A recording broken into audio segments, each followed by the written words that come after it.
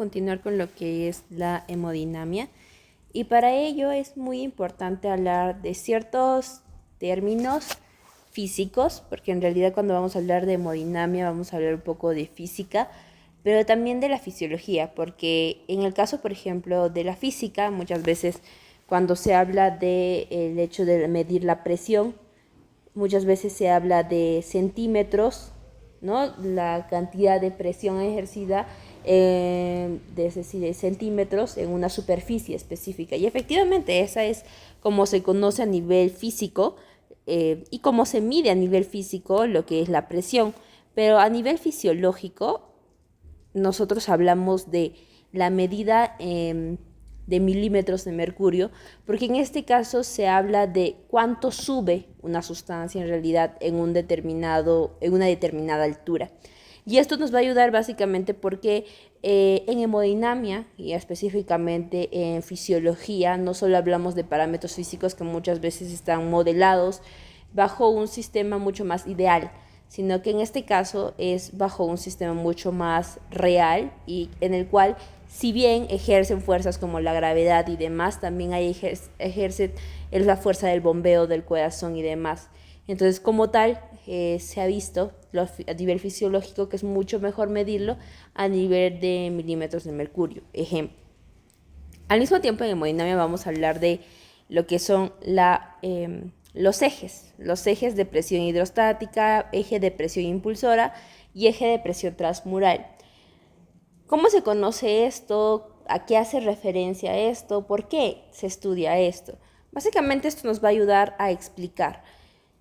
En general, nosotros lo que vamos a ver, que vamos a tratar, es el eje de presión. El eje de presión impulsora. Este eje de presión impulsora básicamente se puede dar en un sistema horizontal, por ejemplo, y es el que nosotros conocemos, es decir, la diferencia de presiones, el diferencial de presiones va a permitir que se mueva la sangre, que fluya, que se dé un flujo sanguíneo. ¿Y bajo qué lógica podríamos sustentar esto? Imaginemos que pues tenemos una caja y acá tenemos a dos personas, ¿ok? Tenemos a dos personas. Esta ejerce una fuerza de 5 y esta ejerce una fuerza de 5. En realidad la caja no se va a mover ni para acá ni para acá. Pero si en el caso de ejemplo yo tengo una fuerza de 6, ejerce una fuerza de 6 a esta persona, y esta persona solo ejerce una fuerza de 3, la caja al final se va a terminar moviendo para este lado. Y es lo que pasa en realidad con las diferencias de presiones. Si es que las presiones, por más de que esta sea 500 y esta sea 500, si sigue siendo la misma, no hay movimiento. O sea, si es que la presión acá y la presión acá sigue siendo la misma, el flujo de sangre va a seguir estando acá. Sin embargo, si la presión acá es 50, ejemplo, ¿no? Y acá la presión es 100, la sangre, el flujo va a moverse para el lado en el que haya menor presión. Es así como funciona. Entonces no implica tanto cuánta cantidad de presión, pero sí la diferencial de la presión. Y básicamente eso es lo que habla el eje de presión impulsora. Ahora, pasando a un segundo punto, el eje de presión transmural. El eje de presión transmural es básicamente un punto de lógica. ¿Por qué? Porque la sangre como tal, la que va a ejercer el mayor punto de presión va a ser en el punto R1 y en el R2 va a estar disipado, ¿ok? Porque esta es una presión tisular, es decir, inmediatamente fuera, o sea, termina el vaso, ¿cuál es la presión que se ejerce fuera? Lo normal, lo natural es que la diferencia del eje transmural sea alto. ¿Por qué? Porque en este caso el R1 tiene que ser mayor. Pero hay ciertas ocasiones en el que, por ejemplo, puede haber edemas, puede haber otros problemas, por ejemplo, que haya una extravasación de líquidos que genere que acá una presión tisular ejerce una mayor presión. De tal manera que estas R1 y R2 puedan igualarse en un cierto punto.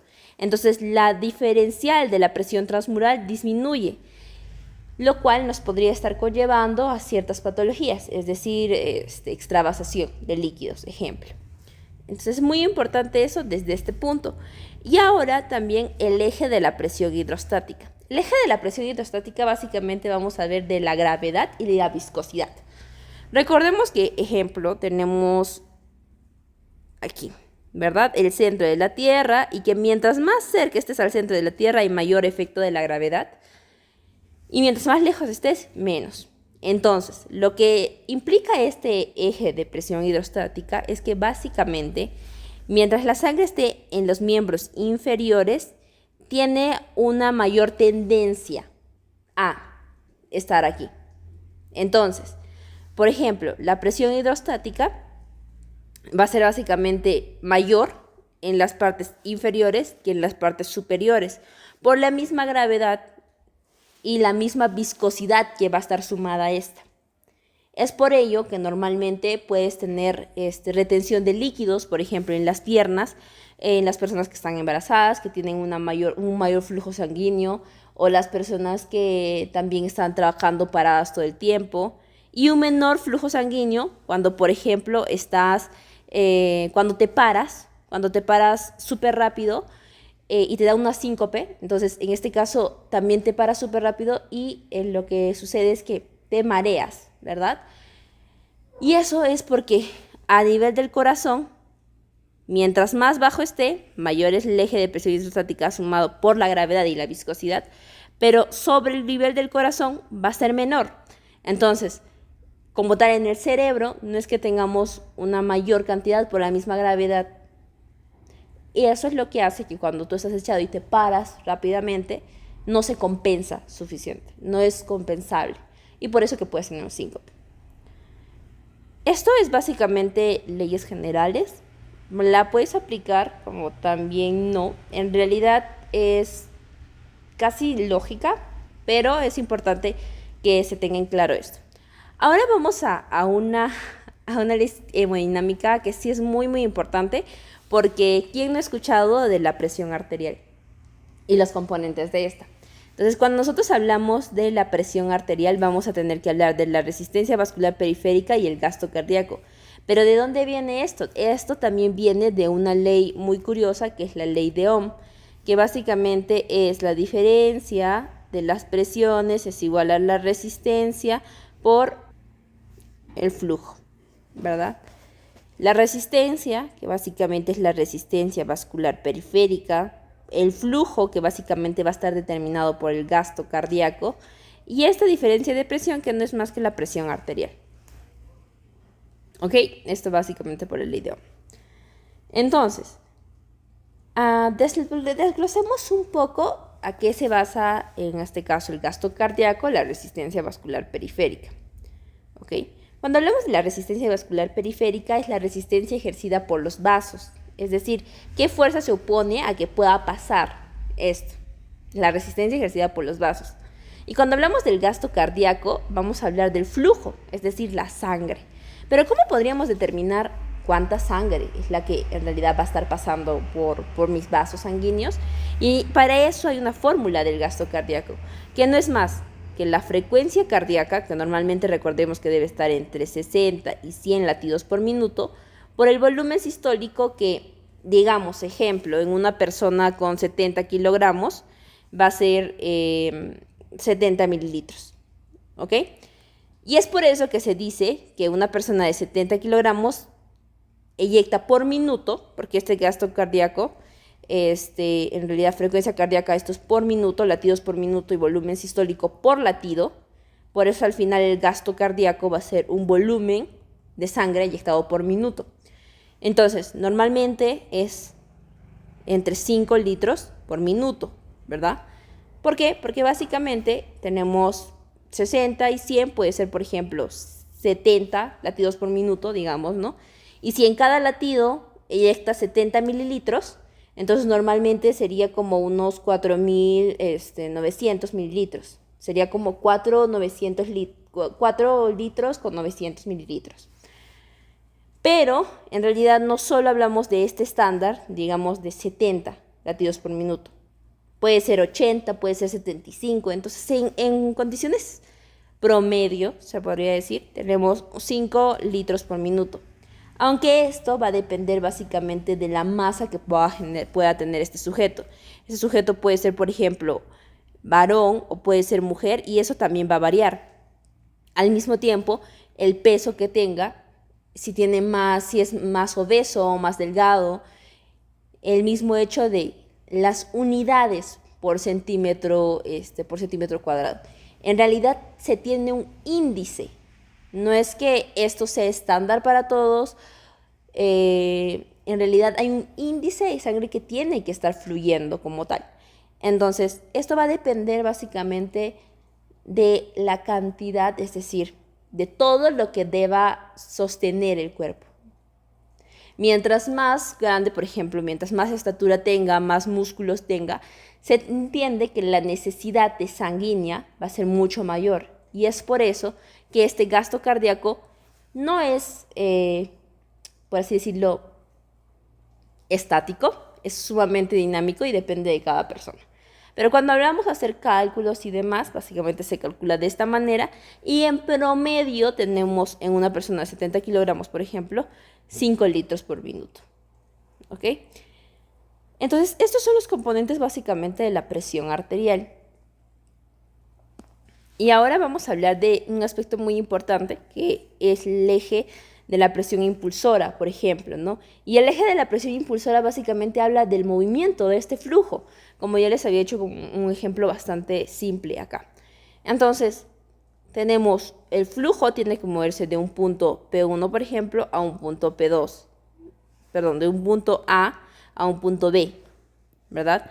Y esta está relacionado con las presiones, presión 1 y presión 2.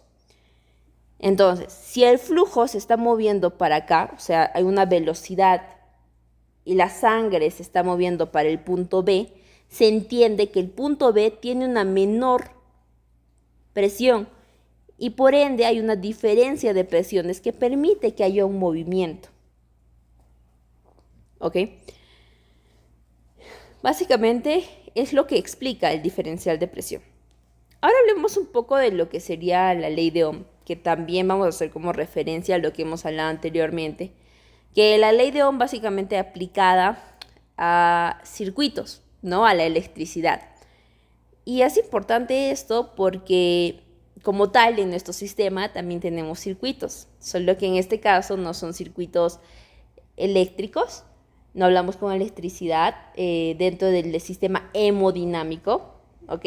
Sí hablamos de electricidad dentro del sistema neuronal e incluso a nivel, por ejemplo, de lo que se mide con el EKG, pero a nivel hemodinámico vamos a hablar de un sistema más hidrostático y es por ello que vamos a aplicar estas leyes, no tanto de la electricidad, ¿ok? Y es por eso que llega a variar un poco la base de la ley de Ohm. Aplicada esta en la base de la electricidad, pero esta modelada a un modelo en el cual podamos en la hemodinámica. Entonces, en base a esto vamos a ver que vamos a tener diferentes resistencias. Estas fórmulas, no sé si les suena, pero hace referencia mucho a lo que veías de voltaje, de resistencias y como tal.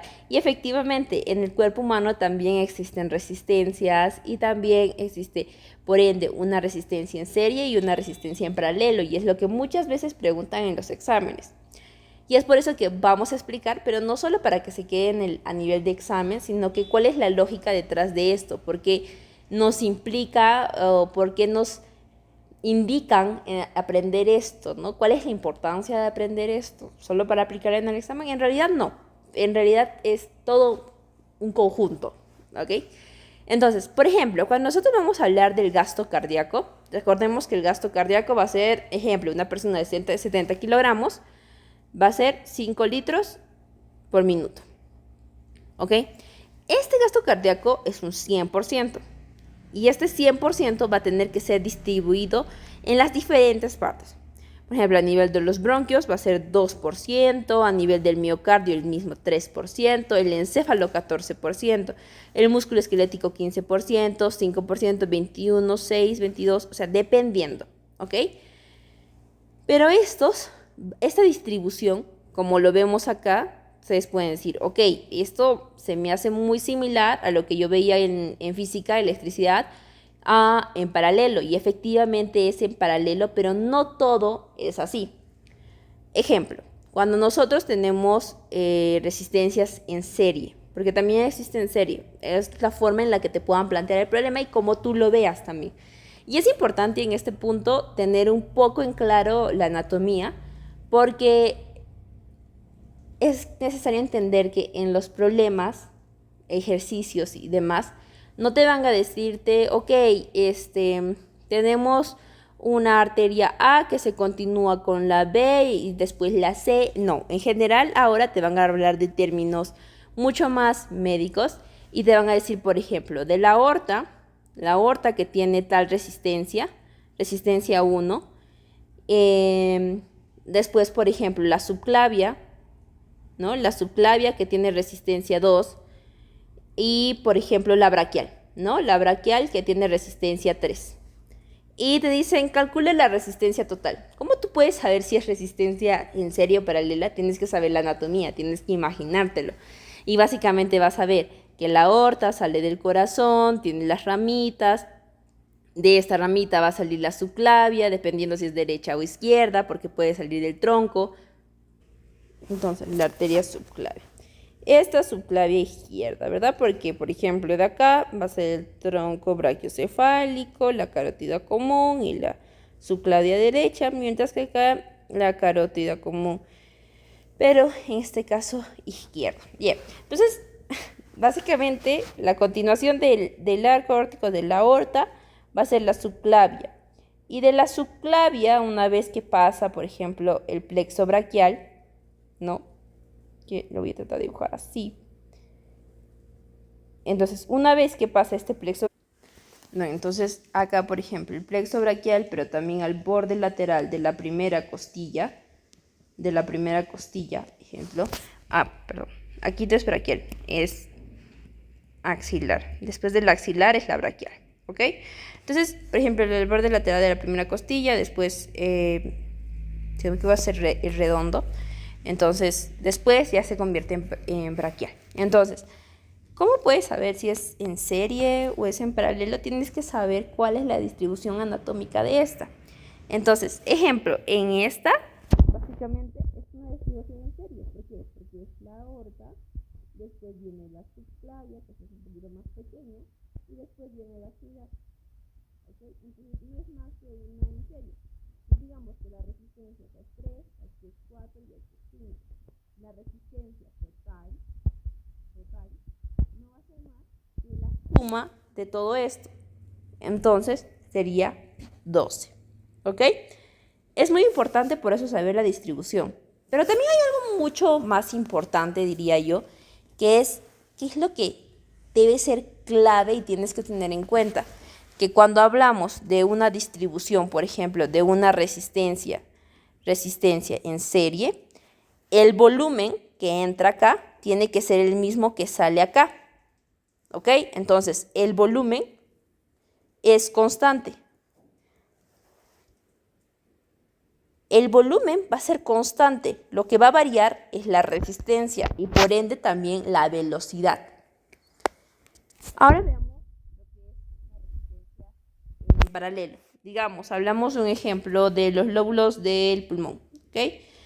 Hablemos del pulmón derecho, ejemplo, ¿no? 3 lóbulos, 1, 2, 3. Que tenga que irrigar los 3 lóbulos. Entonces, este es para el primero, este es para el segundo y este es para el tercero, ¿ok? El flujo, la sangre viene por acá. Tiene que irrigar a todos. ¿Por qué? Porque si no irriga el primero, si por ejemplo no irriga el primero, hay apoptosis de esas células. Entonces, ¿qué tenemos? Que hay muerte de este tejido. Y por ende se vuelve disfuncional. ¿Ok? Entonces, es importante tener en cuenta que cuando hay las resistencias acá tienen que ser iguales. ¿Por qué tienen que ser iguales? Porque imagínense que la resistencia 1 acá sea 5 y la resistencia 3, la resistencia acá 2, sea 5 y la resistencia 2 sea 1. Toda la sangre se va para acá. ¿Y qué pasa con el lóbulo 1? ¿Qué pasa con el lóbulo 3? Muerte. ¿Ok? Y eso no puede suceder. Entonces, un aspecto clave en este caso es que en las resistencias en paralelo, lo que sucede es que la constante es igual a la resistencia. Las resistencias deben ser constantes, es lo más importante. ¿Para qué? Para que no hayan zonas que sí sean irrigadas y para que no hayan zonas que no sean irrigadas. Es importante tener en cuenta esto. ¿Cómo nos podemos dar cuenta que es en resistencia? Porque te van a decir, por ejemplo, de una arteria que está llegando a lo que es el pulmón, básicamente, tiene que dividirse en 3 lóbulos. Entonces, es de un mismo conducto, es de un mismo origen, que se van a dividir en 3 al mismo tiempo. ¿Ok? No es en serie, no te están diciendo eso. Entonces, es importante esto. Ahora, la distribución de estos, por ejemplo, tenía creo que un gráfico acá, va a ser diferencial en realidad, dependiendo del órgano, ¿ok?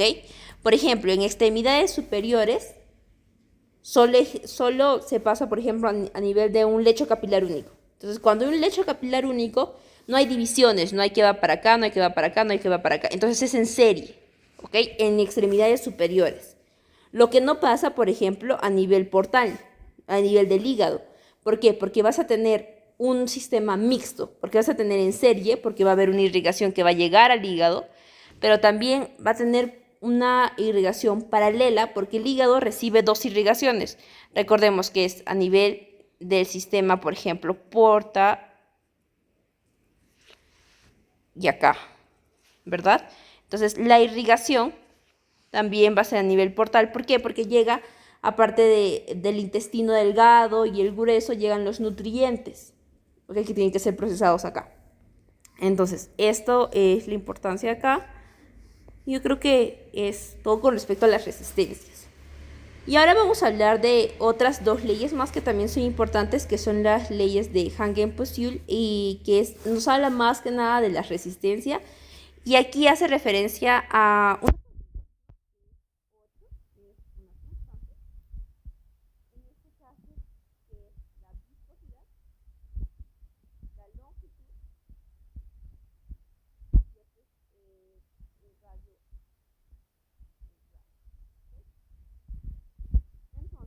la cuarta potencia, elevado a la cuarta potencia, pero no es más que el radio.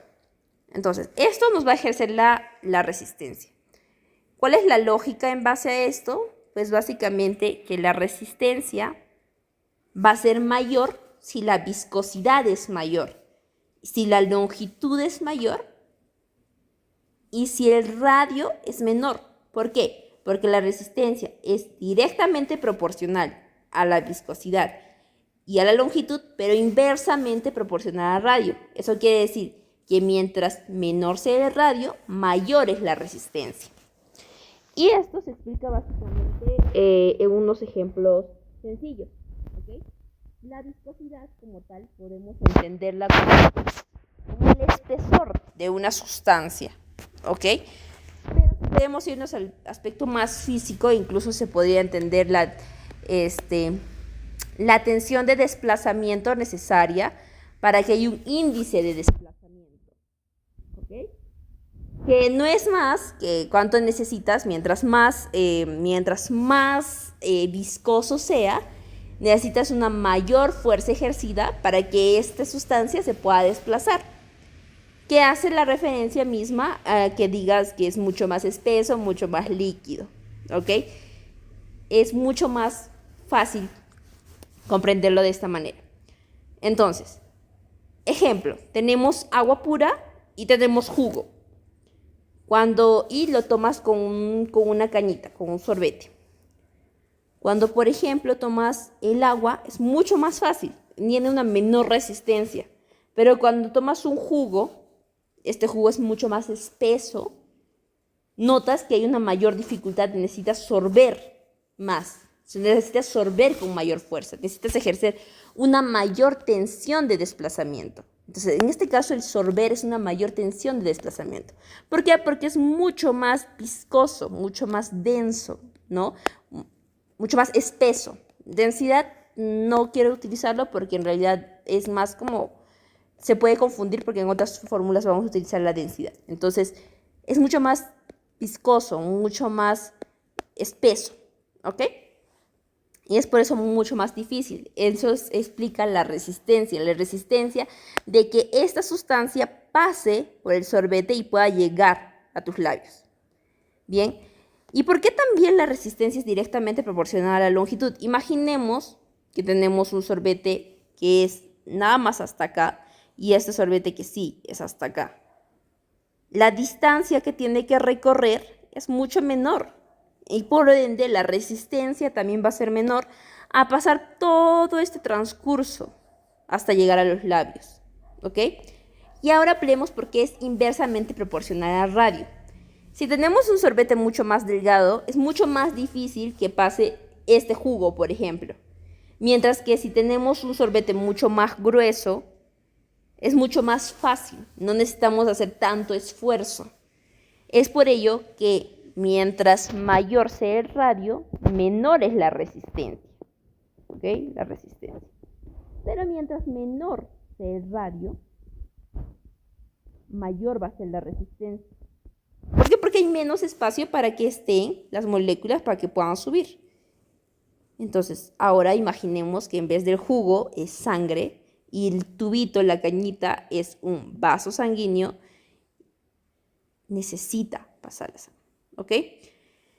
Y dentro de este mismo aspecto de la ley de Handen-Fussell, vamos a hablar de el hecho de ser viscoso y cómo este hecho de la viscosidad de la sangre nos puede generar unas fuerzas de cizallamiento y la forma en la que va a transcurrir nuestra sangre, que va a ser muy importante porque esta se relaciona mucho con el número de Reynolds y con muchas patologías, ejemplo, aterosclerosis, anemia y los sonidos que puedas llegar a escuchar, es decir, los soplos, que pueden ser soplos fisiológicos, es decir, por anemia, o pueden ser soplos patológicos por el mismo hecho de las válvulas, ¿ok?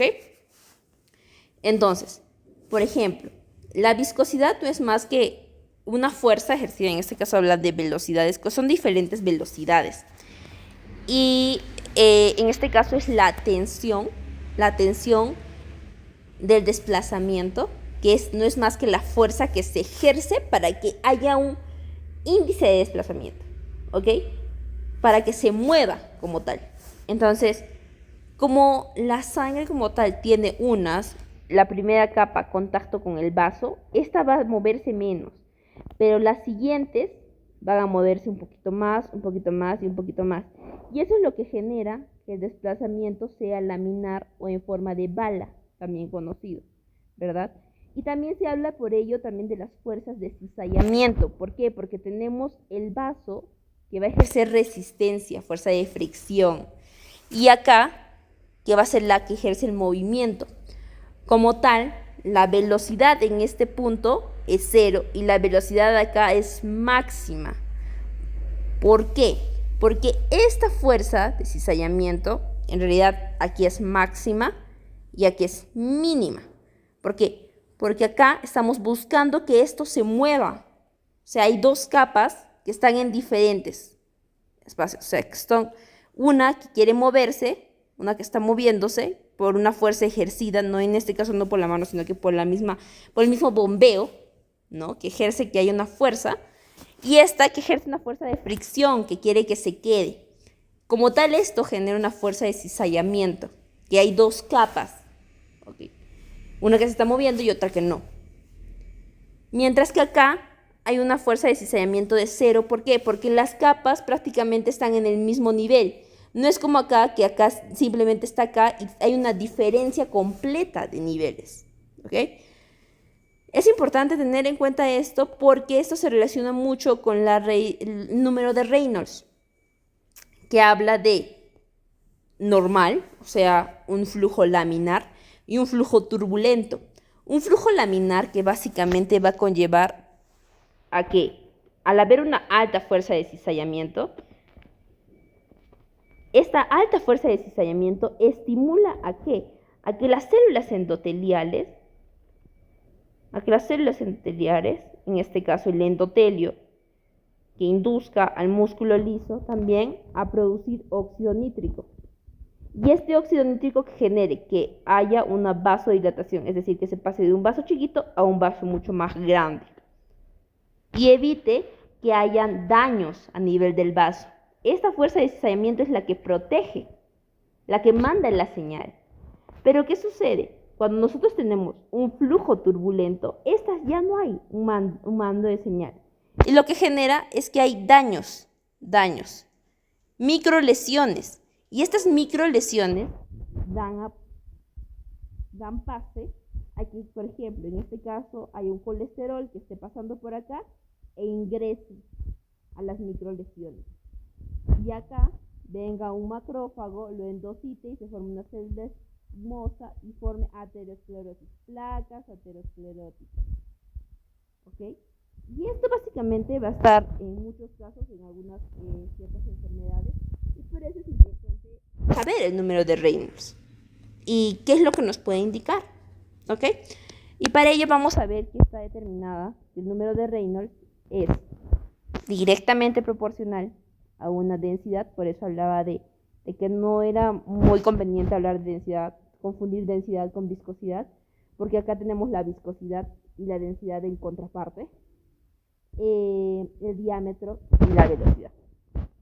Entonces vamos a hablar de que, por ejemplo, mientras mayor sea la densidad, mientras mayor sea el diámetro, mientras mayor sea la velocidad, vamos a tener un mayor número de Reynolds. ¿Pero qué implica un mayor número de Reynolds cuando hablamos de flujo laminar, cuando hablamos de flujo turbulento? Si es menor a 2000 el número de Reynolds, vamos a ver que es un flujo laminar. Pero si es entre 2000 y 3000, es un posible flujo turbulento. No está confirmado. Pero si es más de 3000 este número de Reynolds, es definitivamente un flujo turbulento. Entonces hablemos con pequeños ejemplos que nos puedan ayudar a dilucidar un poco esta idea. La anemia. La anemia como tal, vamos a ver que tenemos, por ejemplo, menor cantidad de glóbulos rojos. ¿Ok? Menor hemoglobina y por ende menor cantidad de glóbulos rojos. Bien. La cantidad de glóbulos rojos, recordemos que es un componente de la sangre. Si hay menor cantidad de glóbulos rojos, hay un menor hematocrito. ¿Ok? Esto genera que nuestra sangre sea mucho más líquida, por así decirlo, porque los elementos formes que nosotros tenemos, recordemos que la sangre estaba formada por plasma y elementos formes, que ya les había mencionado que eran en el anterior video, que eran, por ejemplo, los leucocitos, los eritrocitos, que son no más que los glóbulos rojos, las plaquetas, que son elementos no celulares, porque son fragmentos de un megacariocito, pero que son parte de. Entonces, si nosotros tenemos menor cantidad de glóbulos rojos, entonces la sangre se hace como mucho más líquida porque solo tenemos plasma, lo que genera que hay una menor viscosidad. ¿Y dónde está la viscosidad? Acá, aquí.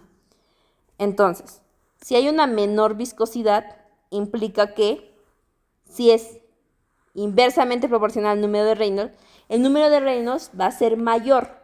Entonces, generalmente, la anemia nos va a dar un flujo turbulento. ¿Por qué? Porque este flujo turbulento en los vasos se intensifica cuando hay bifurcaciones, por ejemplo. Llega a golpear mucho más y genera mucho más daño. Ahora hablamos de la policitemia, que es algo mucho contrario a, por ejemplo, a la anemia. ¿Por qué? Porque en este caso vamos a tener glóbulos rojos una alta cantidad. Ejemplo, policitemia vera, que es que tenemos un problema con lo que es el sistema inmunitario y que en este caso generamos glóbulos rojos, muchísimos glóbulos rojos, porque tenemos no necesitamos de la eritropoyetina para pues poder activarnos. Entonces, solitos nos activamos, nuestros receptores se activan solitos. No es muy importante que lo sepan ahorita, pero tenemos muchos glóbulos rojos, ¿ok? Por A o B motivos, policitemia. La sangre, el hematocrito, se dispara altamente y el hematocrito es básicamente que nos va a determinar el espesor, por así decirlo, la viscosidad, ¿ok? Y entonces, en este caso, nosotros vamos a tener una mayor viscosidad, ¿ok? Entonces, si tenemos mayor viscosidad, significa que el número de Reynolds, como tal, va a disminuir. ¿Por qué? Porque es inversamente proporcional. Mientras más tengo de viscosidad, menos número de Reynolds. Entonces, generalmente se habla de esto, ¿no? De un flujo laminar. Esto, en el caso de la policitemia, tiene un asterisco. ¿Por qué? Porque lógicamente, según el número de Reynolds, tú vas a tener un flujo laminar, ¿verdad? Pero lo que sucede, por ejemplo, esto es según el Guyton, por ejemplo, ¿no? Y también lo que dice el Boron, porque el Boron dice esto.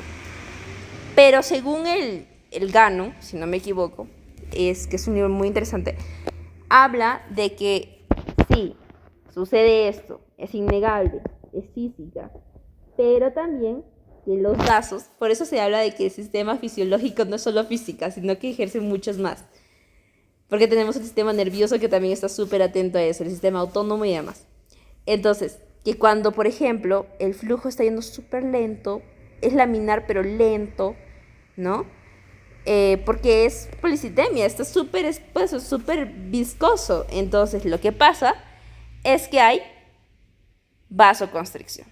Porque no es suficiente, no está yendo a la velocidad que yo necesito para satisfacer a todas mis células. Y cuando hay una vasoconstricción, todo se desordena y genera un flujo turbulento. Y esa es la magia de, en realidad, la fisiología, y que puedas mezclar diferentes tipos de información de diferentes libros para que no te quedes con solo un concepto. Y si quieren, esto lo pueden revisar en el Gannon. ¿Ok? Y ahora hablemos de la aterosclerosis, que básicamente les hablaba que era una consecuencia de esto, pero también puede ser, esta consecuencia puede generar más flujo turbulento. ¿Por qué? Porque esto genera que el diámetro disminuya. Y tú dirás, ok, ya, pero el diámetro disminuye, entonces mi número de Reynolds también disminuye, entonces yo tengo un flujo laminar. No, porque si hablas de diámetro y hablas de velocidad, la velocidad es la que manda, ¿ok? La velocidad es la que siempre va a mandar. Entonces, cuando tú disminuyes el diámetro, ok, disminuyes el diámetro, pero la velocidad ahorita se dispara. Es como que pongas, por ejemplo, en una manguera y aprietes con tu dedo y ves que el agua sale así, a una super velocidad, a comparación de lo que estaba saliendo así nada más, ¿verdad? Chorreando y así a una velocidad mínima. Entonces, tenemos una velocidad mayor. Si tenemos una velocidad mayor, el número de Reynolds también incrementa. Por ende, en una aterosclerosis, que disminuye el diámetro pero incrementa altamente la velocidad, tenemos un flujo turbulento. Y una estenosis mitral, que es también básicamente lo mismo, disminuyes, pero ya también es la válvula, ¿no? Cuando ves el corazoncito y el corazoncito tiene que salir, entonces acá, la estenosis mitral, ¿verdad? Esto es en el corazoncito. Entonces, la sangre tiene que entrar y básicamente cuando tienes lo mismo, estenosis es que no se puede abrir, ¿ok? No se puede abrir. Tienes problemas con el anillo cartilaginoso, ejemplo, y no se puede abrir como tal. Entonces tienes un menor diámetro, o si se abre es muy, muy poquito. Entonces tienes un menor diámetro y por ende tienes que tener una mayor velocidad.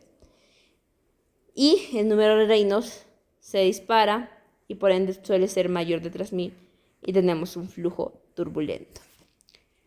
Estos flujos turbulentos se pueden ser sentidos, sí, pueden ser sentidos como soplos, como tal, porque cuando llega al corazón, por ejemplo, de la anemia y todo como tal, golpea.